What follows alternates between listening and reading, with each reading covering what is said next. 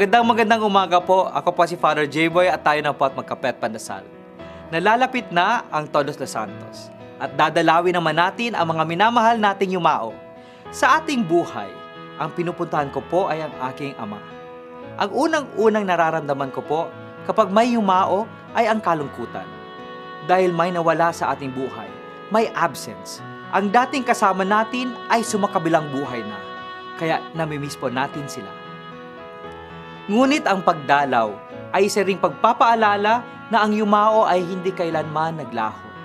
Sa ating pananampalataya sa Diyos, alam natin na ang lumisan ay makikita natin pag tayo na rin ang pumanaw.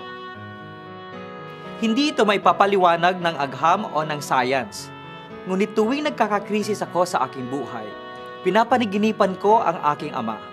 Parang sinasabi niya sa akin na di niya ako pababayaan. Ipagdasal natin ang minamahal natin sa ating buhay. Magandang umaga po.